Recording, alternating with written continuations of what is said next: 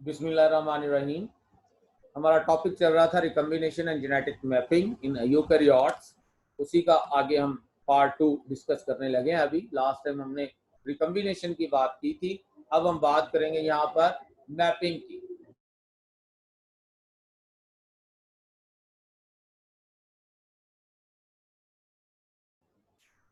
तो genetic mapping क्या है?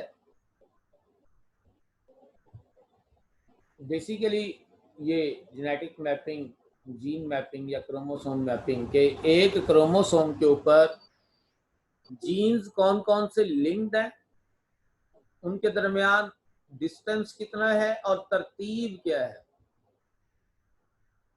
तो बेसिकली जो क्रोमोसोमल मैपिंग है ये डिटरमिन करती है कि एक क्रोमोसोम के ऊपर कौन कौन से जीन्स किस किस तरतीब के साथ लगे हुए हैं और कितना उनके दरमियान में आपस में फासला है। ठीक है, हर जीन एक अपने स्पेसिफिक लोकस के ऊपर जो है वो लगा हुआ है। ठीक है, तो एक क्रोमोसोम के ऊपर वो कितने जीन लगे हुए हैं और किस तरतीब से लगे हुए हैं और कितने कितने फासले पे लगे हुए हैं, ये हम जेनेटिक मैपिंग के जरिए डिटरमिन करते हैं। एक ड्रोसोफिला के अंदर ये लिंकेज ग्रुप जो है वो दिखाए गए हैं। ठीक है, मुख्तलिफ ये लिंकेज ग्रुप जो है वो दिखाए गए हैं। जैसे ये एक्स क्रोमोसोम दिखाया गया है कि उसके अंदर जो है वो बॉडी कलर, आई कलर, ठीक है, इसी तरह से अगर हम बात करें जो उसकी ब्रिस्टल्स, उसकी शेप, ठीक है, ये मुख्तलिफ उसमें ट्रेड्स वो एक ही क्रोमोसोम के ऊपर जो है वो लिंक्ड है, एक्स क्रोमोसोम के ऊपर। ठीक है, एक्स क्रोमोसोम के ऊपर सेम इसी तरह से क्रोमोसोम नंबर 1, 2, 3, ठीक है, 1x हो गया, जो 2, 3 और 4 है, ये बाकी जो क्रोमोसोम्स है उनके ऊपर जीन्स की तरतीब क्या है, किस किस तरह से वो लगे हुए हैं। ये हमारे पास एक सिंपल ये लिंकेज मैप है एक ड्रोसोफिला का। अब इसमें ये कंस्ट्रक्ट कैसे किया जा सकता है मैप? सपोज हम एक्स क्रोमोसोम की एग्जांपल ले लेते हैं कि एक्स क्रोमोसोम के ऊपर ये हमने मेंशन किया हुआ है कि ये देखें कि जो येलो बॉडीड जीन है उसके दरमियान और वाइट आइड जीन के दरमियान डिस्टेंस कितना है। उसके बाद आगे जो है वर्मिलियन आइज के दरमियान डिस्टेंस कितना है, मिनिएचर विंग्स के साथ डिस्टेंस कितना है, ये सारा वो वैल्यू सारी जो है वो साथ साथ जो है वो मेंशन हुई है। ये ओवरऑल जो है इसमें इतनी लेंथ है और इतने इतने डिस्टेंस में ये वाले जीन्स मौजूद हैं।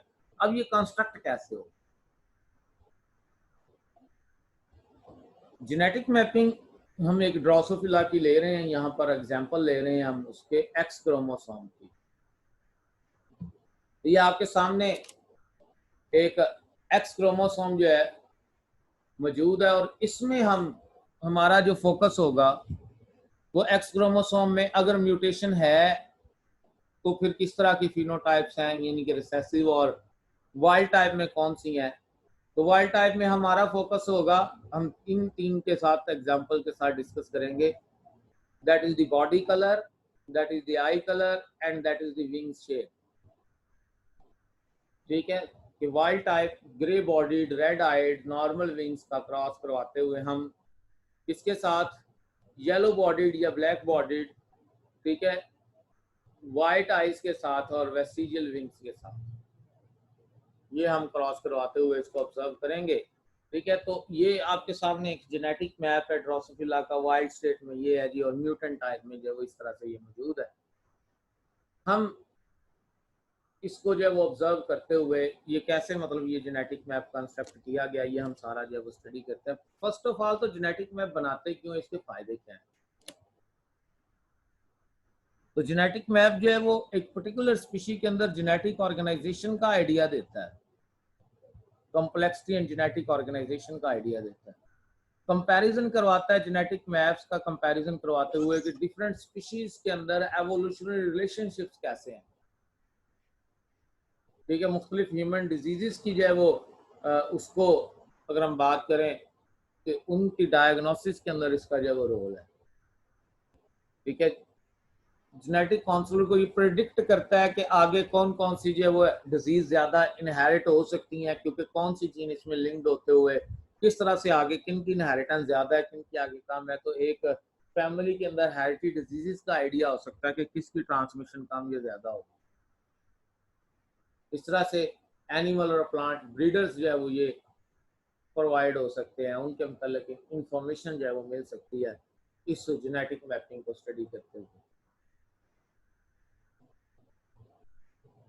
ये जो जेनेटिक मैप है ये मेन जो काम करता है, जो सबसे ज्यादा इसका जो फायदा है कि that estimate the relative distance between the linked genes, ये बताता है कि जीन्स के दरमियान कितने कितने फासले पे वो जीन्स मौजूद हैं, जीन की लिंकेज और उनके दरमियान मौजूद डिस्टेंस। और इस लिंकेज का पता कैसे चलता है? रिकम्बिनेशन से, अमाउंट ऑफ रिकम्बिनेंट से।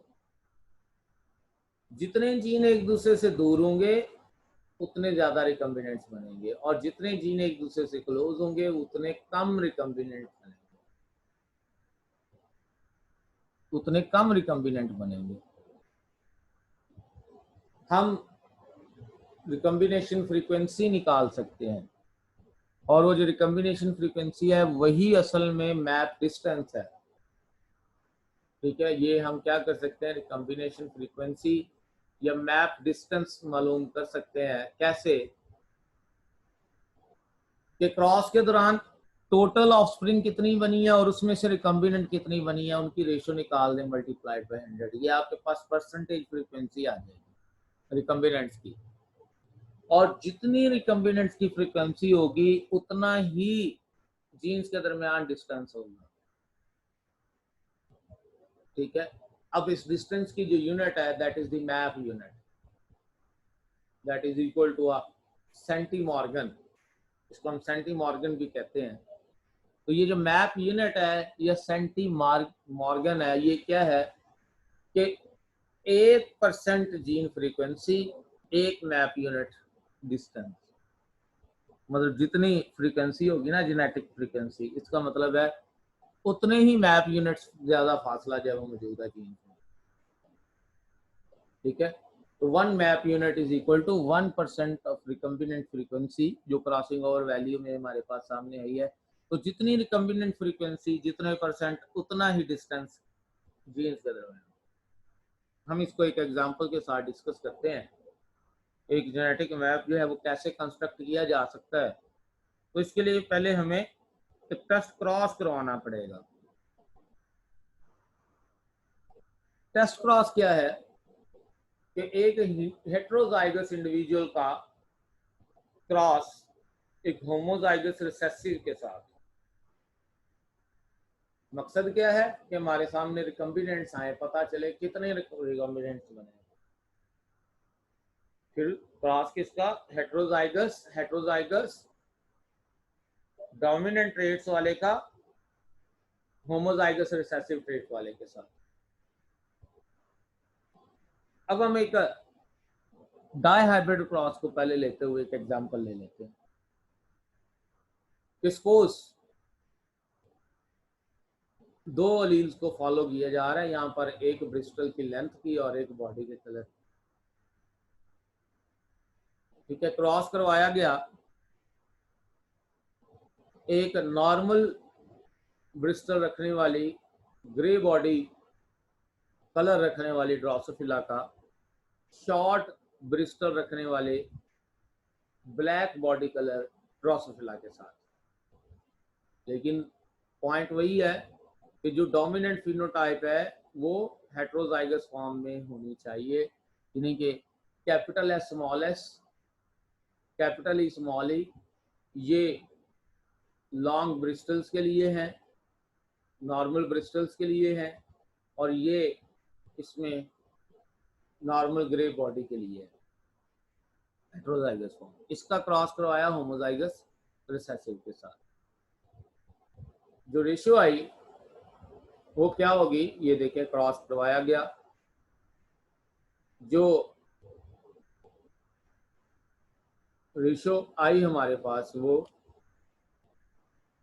ये थी टोटल, कि जो पेरेंटल फिनोटाइप्स वाले थे, ये फिनोटाइप पेरेंट्स में भी थी ना, शॉर्ट ब्रिस्टल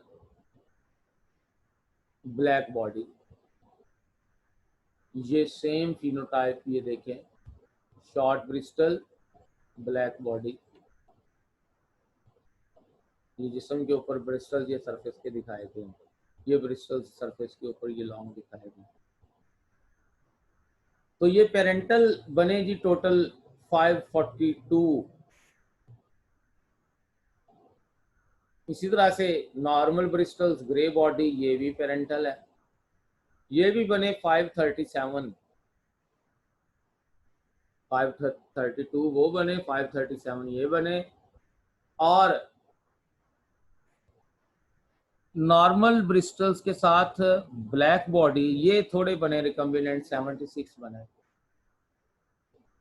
इस तरह से शॉर्ट ब्रिस्टल के साथ ग्रे बॉडी ये भी थोड़े बने, जस्ट 75 रिकम्बिनेंट्स बने। ठीक है, तो अब टोटल इसमें टाइप्स कितनी है?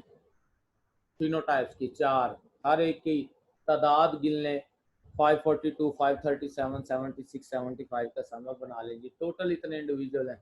और इन टोटल में फिर आप रिकम्बिनेंट्स को जब निकाल लें कि रिकम्बिनेंट्स जब इतने हैं, इससे आपको आइडिया हो जाएगा कि रिकम्बिनेशन फ्रीक्वेंसी क्या होगी, मैप यूनिट डिस्टेंस क्या होगा।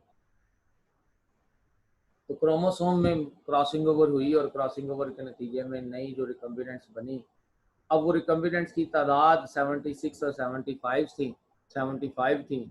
नॉर्मल की जो तादाद है वो 542 और 537 थी। ठीक है, तो रिकम्बिनेंट फ्रीक्वेंसी अगर हम यहाँ पर ऑब्जर्व करनी चाहें तो हमारे सामने जो तादाद आ रही है रिकम्बिनेंट्स की वो नॉर्मल से बहुत कम है। अब जब हम फ्रीक्वेंसी डिटरमाइन करते हैं, रिकम्बिनेंट टाइप्स थी 76 और 75, टोटल जो टाइप्स थी वो 542, 537, 76 और 75 इन सब का सम अप था। जो value I that was the 12.3 12.3 कैसे है कि आप इन दोनों का 75 और 76 का सम अप करें 151 आएगा, और इसकी आप जो है वो डिवीजन करें इसको किसके साथ, ये 542, 537, 76 और 75 यानी कि ऑल रिकम्बिनेंट टाइप्स।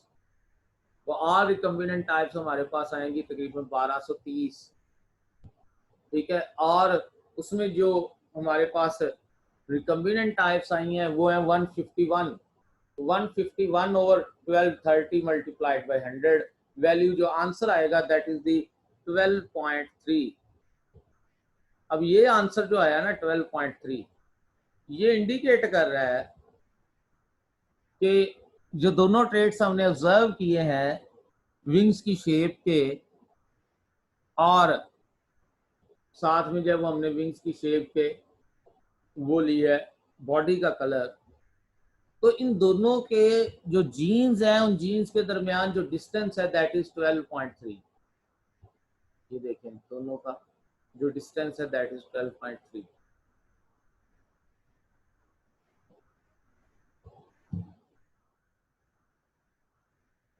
नाइनटीन 1970 में अल्फ्रेड एच स्टूटमेंट ने डिफरेंट रिकम्बिनेशन फ्रीक्वेंसीज जब वो निकालते हुए कैलकुलेट किया क्रॉसिंग ओवर फ्रीक्वेंसी को।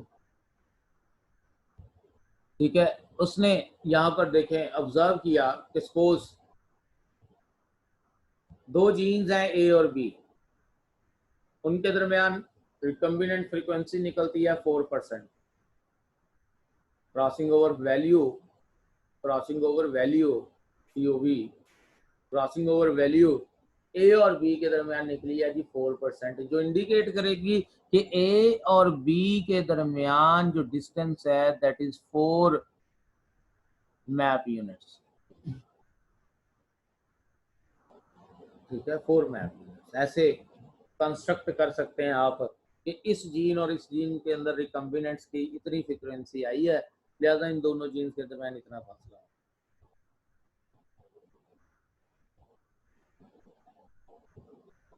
सपोज एक और जीन ले लिया गया, जीन सी, और पता चला कि ए और सी के दरमियान,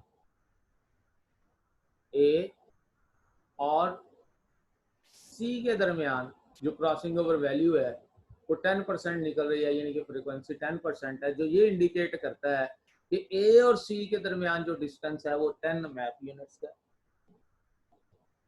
ऐसे ही बी और सी के दरमियान जो है वो फ्रीक्वेंसी कैलकुलेट करके जो निकाली वो सपोज अगर 6% आई तो ये इंडिकेट करेगा कि बी और सी के दरमियान जो डिस्टेंस है वो 6 मैप यूनिट्स का है।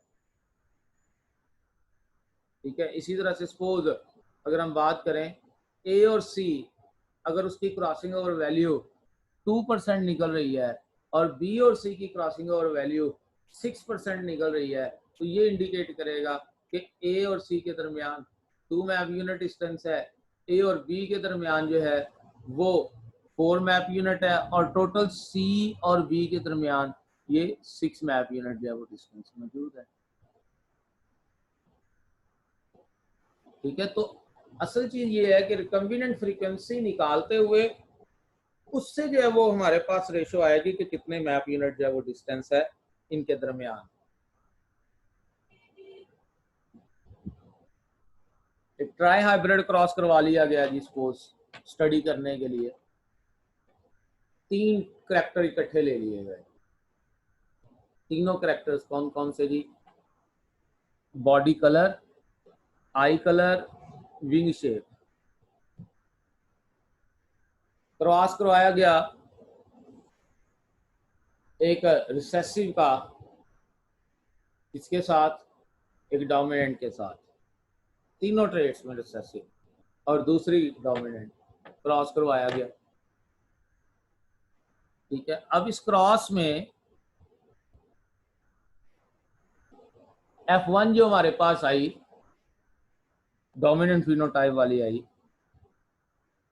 उस F1 डोमिनेंट फिनोटाइप को फिर क्रॉस करवाएंगे, अब चूंकि वो हेट्रोजाइगस F1 वाली होमोजाइगस रिसेसिव के साथ, ताकि हमारे सामने टोटल जो मैक्सिमम रिकम्बिनेंट्स बन सकते हैं वो हमारे सामने उसकी वैल्यूज आए कि कितने रिकम्बिनेंट्स बने हैं।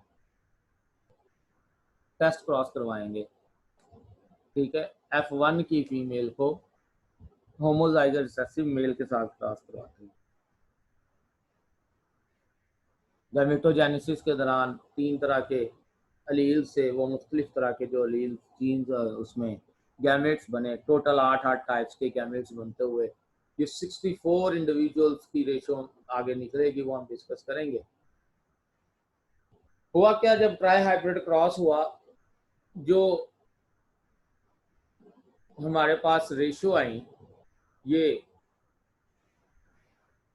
Grey body, red eyed, long wings जो कि डोमिनेंट ट्रेड्स थे, ये बने 411। ब्लैक बॉडी, पर्पल आई और वेस्टिजियल विंग्स ये बने 412 नंबर ऑफ इंडिविजुअल्स। बाकी जो बने इनके ग्रे बॉडी और रेड आइड के साथ वेस्टिजियल विंग्स का अलील आ गया, क्रॉसिंग ओवर हो गई रेड आइड और विंग्स के दरमियान, और ये तादाद आई सामने। ग्रे बॉडी के साथ पर्पल आई और लॉन्ग विंग, ये वैल्यू आई सामने। जो जितनी कम वैल्यूज हैं इसका मतलब है वो जीन उतने ही आपस में लिंक्ड है। ग्रे बॉडी, पर्पल माई विंग और वेस्टिजियल विंग उसके साथ जो है वो 30। अब आप यहाँ पर नोट करें जो हमने पीछे पेरेंट्स यूज किए थे डोमिनेंट फिनोटाइप और रिसेसिव फिनोटाइप वाले, वो पेरेंटल टाइप थी grey body, red eyed, long wing, या ब्लैक बॉडी, पर्पल आई और वेस्टिजियल विंग। बाकी ये 6 की 6 फिनोटाइप्स जो बनी है दीज आर रिकम्बिनेंट्स। ठीक है, रिकम्बिनेंट्स। F2 एनालिसिस शो करता है कि 3 जीन एग्जिस्ट कर रहे हैं और फिर हर जीन की चूंकि वो अलील्स हैं 2-2, तो जो पॉसिबल कम्बिनेशन बनते हैं ऑफस्प्रिंग में गैमेट्स के वो 8 कम्बिनेशन बनते हैं 2, 3 क्यूब के हवाले से। और फिर उन 8 के 8 का दूसरे 8 के साथ अगर पनेट स्क्वायर बनाते हैं तो ट्राई हाइब्रिड क्रॉस आपने स्टडी किया हुआ है, पीछे ट्राई हाइब्रिड क्रॉस स्टडी की।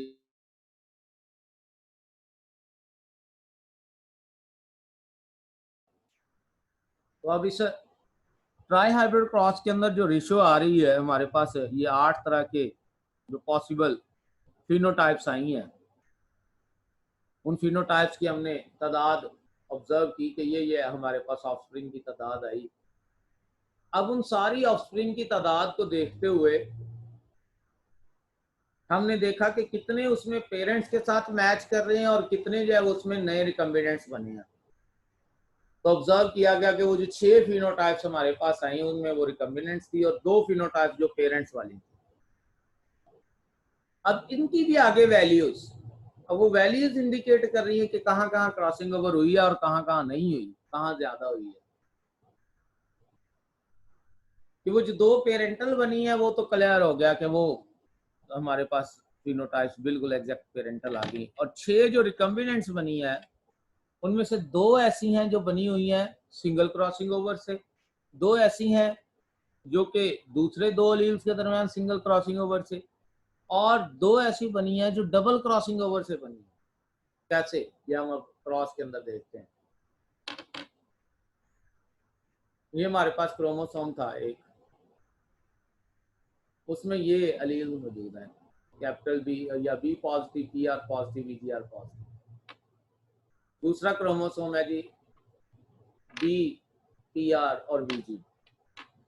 अब हुआ क्या, यहाँ पर भी क्याजमेटा बन गया इन पॉइंट्स के दरमियान, इधर भी क्याजमेटा बन गया इन पॉइंट्स के दरमियान, 2 जगह पर क्रॉसिंग ओवर हो गई। तो जब 2 जगह पर क्रॉसिंग ओवर हुई तो आगे गैमीट्स जो बने उनमें ये देखें कि कैपिटल बी या बी पॉजिटिव के साथ पी आर और वी जी पॉजिटिव आ गया, यानी कि ये देखिए दरमियान वाला ये सेगमेंट ये चेंज होके आ गया। और इसी तरह से स्मॉल बी वी जी के दरमियान में कैपिटल पी आर आ गया, ये हिस्सा इधर एक्सचेंज हुआ, ये हिस्सा इधर एक्सचेंज हुआ, सेम ये इधर और ये इधर, दरमियान वाले वैसे के वैसे ही से रहे। वो दरमियान वाले वैसे हिस्सों के साथ साइडों वाले वो अलील चेंज होकर जब आ गए, ठीक है, तो ये यहाँ पर क्रॉसिंग ओवर 2 पॉइंट्स पे हुई है, this is double crossing over, ये डबल क्रॉसिंग ओवर है, 2 पॉइंट्स पे क्रॉसिंग ओवर है, ठीक है। अब डबल क्रॉसिंग ओवर के नतीजे में अब देखिए पेरेंटल की निस्बत कितने वेरिएंट हमारे पास जो है वो गैमेट्स जो है वो बना है। तो कैलकुलेशन कैसे करेंगे डिस्टेंस की, total number of recombinants over total number of offspring multiplied by 100।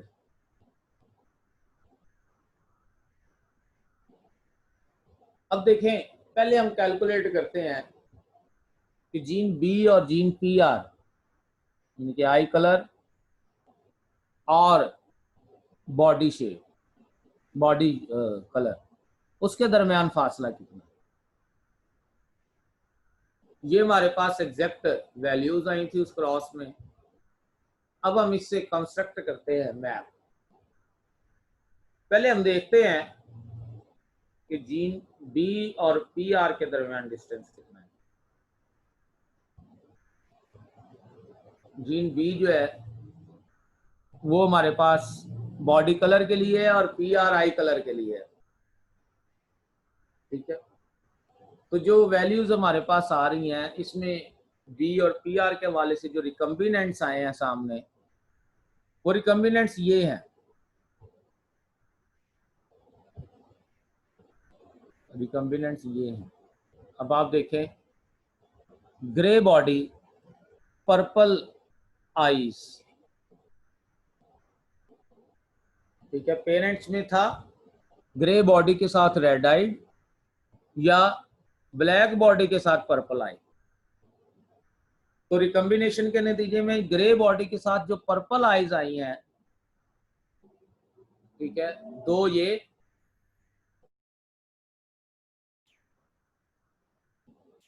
Grey body के साथ जो पर्पल आईज आई हैं 30 ये, इसी तरह से ब्लैक बॉडी के साथ पर्पल आई आनी चाहिए थी, ब्लैक बॉडी के साथ जो रेड आईज आई हैं 28, ये ब्लैक बॉडीज के साथ रेड आईज आई हैं 1 ये, यानी कि ये फिनोटाइप्स ब्लैक बॉडी के साथ रेड आई या ग्रे बॉडी के साथ पर्पल आई पेरेंट्स में नहीं थी, लिहाजा ये रिकम्बिनेंट्स है। टोटल जो तादाद बन रही है सारे के सारे की वो 1005 है। इनमें ये रिकम्बिनेंट्स जो बन रहे हैं, ठीक है, 2 + 1 + 28 + 30, ये टोटल 61 बन रहे हैं, और जो रेशियो निकल रही है, फ्रीक्वेंसी निकल रही है, दैट इज 6.1 मैप यूनिट। तो इसका मतलब है कि जीन जो बॉडी कलर वाला है और जीन जो आई कलर वाला है उसके दरमियान फासला 6.1 मैप यूनिट है। अब अगली बात आ गई कि अब हम क्या करते हैं, आई कलर और विंग शेप इन दो ट्रेड्स के दरमियान फासला देख लेते हैं। अब टोटल तादाद तो 1005 है। अब इसमें हम देखते हैं रिकम्बिनेंट्स कौन कौन से हैं। पेरेंट्स में रेड आई के साथ लॉन्ग विंग थे या वेस्टिजियल विंग्स थे पर्पल आई के साथ पेरेंट्स में। जो ऑफस्प्रिंग में हमने देखा कि रेड आई के साथ वेस्टिजियल विंग आए हुए हैं या जो पर्पल आईज हैं उसके साथ लॉन्ग विंग्स आए हुए हैं, तो कौन कौन सी फिनोटाइप है। तो देखें यहाँ पर रेड आई के साथ वेस्टिजियल विंग्स, ये भी रिकम्बिनेंट है 61, ठीक है, रेड आई के साथ वेस्टिजियल विंग, तो ये भी देखें रेड आई के साथ वेस्टिजियल विंग, ये भी एक, ये भी रिकम्बिनेंट है। सेम पर्पल आई के साथ लॉन्ग विंग, ये पेरेंट्स में तो नहीं था, ये भी रिकम्बिनेंट है। सेम पर्पल आई के साथ ये लॉन्ग विंग, ये भी रिकम्बिनेंट है। तो ये जो चार हैं 61 तादाद में जो बने हैं, और एक 2 में बना है, और एक 1 में बना है, और एक 60 में बना है, ठीक है, ये चार, ये हमारे पास रिकम्बिनेंट्स हैं जी। इन चारों का सम अप किया, ओवर 1005 डिवाइड करके मल्टीप्लाइड बाय 100 फ्रीक्वेंसी निकाली, वो आई 12.3। तो इसका मतलब है कि distance between the gene of I colour PR and wing shape VG is 12.3। पहले हमने देखा कि डिस्टेंस जो है वो बॉडी कलर का और आई कलर का वो 6.1 है। जो डिस्टेंस है between the I colour and wing shape वो 12.3 है। फ्रीक्वेंसी इतनी निकल रही थी ना। अब हम देखते हैं distance between the body colour and wing shape. वो जब हमने देखा बॉडी कलर और विंग शेप, पेरेंटल टाइप थे जी, बॉडी कलर ग्रे बॉडी के साथ लॉन्ग विंग आए हुए। मैं इसको रेड से जरा हाईलाइट करते जाता हूँ। ग्रे बॉडी के साथ लॉन्ग विंग या ब्लैक बॉडी के साथ वेस्टिजियल विंग, ये नॉर्मल पेरेंटल फिनोटाइप्स है। अब रिकम्बिनेंट्स कौन सी बनी कि अगर ग्रे बॉडी के साथ वेस्टिजियल विंग आते हैं, जैसे आप यहां पर देखें ये ग्रे बॉडी के साथ वेस्टिजियल विंग्स आए हुए हैं, तो ये भी रिकम्बिनेंट है। ग्रे बॉडी के साथ वेस्टिजियल विंग्स, ये भी रिकम्बिनेंट है। या इसी तरह से ब्लैक बॉडी के साथ लॉन्ग विंग्स, ब्लैक बॉडी के साथ लॉन्ग विंग्स, ये भी रिकम्बिनेंट है। ब्लैक बॉडी के साथ लॉन्ग विंग्स, ये भी रिकम्बिनेंट है। ठीक है, ये हमारे पास रिकम्बिनेंट्स आ गए जी इन सब का। अब इसमें भी आप देखें ये जो है ग्रे बॉडी के साथ लॉन्ग विंग्स हैं और पर्पल आईज हैं, यहाँ पर ये पॉइंट, ये डबल क्रॉसिंग ओवर हुई हुई। इसी तरह से ये देखें, ब्लैक बॉडी के साथ वेस्टिजियल रिंग में दरमियान में रेड आई आ गई, ये एक इंडिविजुअल बना है जो, ये भी डबल क्रॉसिंग है। तो जब डबल क्रॉसिंग ओवर फ्रीक्वेंसी को हम देखते हैं तो जहां जहां डबल क्रॉसिंग ओवर हुई है उसको 2 के साथ मल्टीप्लाई करेंगे। तो अब हमारे पास जो डिस्टेंस आया, जो रिकम्बिनेंट्स थे, ये भी चूंकि दोनों रिकम्बिनेंट्स ही हैं, वहां पर आई कलर का रिकम्बिनेशन आती है। तो ये जो रिकम्बिनेंट्स हमारे पास आए 30 प्लस 28 प्लस 61 प्लस 60, और ये जो डबल क्रॉसिंग ओवर आई उनको 2 से मल्टीप्लाई करके, तो ये टोटल जो रिकम्बिनेंट्स आए उसको हमने डिवाइड किया 1000 पे, 1005 पे, जो टोटल टाइप्स थी, तो ये हमारे पास वैल्यू आई 18.4 मैप यूनिट, जो ये इंडिकेट करती है कि जो बॉडी कलर और विंग शेप के दरमियान फासला है वो 18.4 है। तो इस तरह से ये जब हमारे पास सारी वैल्यूज आ गई, तो इससे हमने जब मैप कंस्ट्रक्ट किया इन सारी वैल्यूज से, तो एक तो ये कंफर्म हुआ जी कि आई कलर दरमियान में है, ग्रीन आई कलर। उससे पहले और उसके बाद जो है वो एक तरफ जो है वो इसमें वो बॉडी कलर का है और एक तरफ जो है वो विंग की शेप का है। तो वैल्यूज निकली थी कि जो बॉडी कलर और आई कलर के दरमियान फ्रीक्वेंसी है दैट इज द 6.1, लिहाजा इन दोनों के दरमियान 6.1 मैप यूनिट डिस्टेंस है। जो आई कलर और विंग्स के दरमियान फ्रीक्वेंसी निकली थी दैट वाज 12.3, जो ये इंडिकेट कर रहा है कि आई कलर और विंग शेप के दरमियान में डिस्टेंस 12.3 है,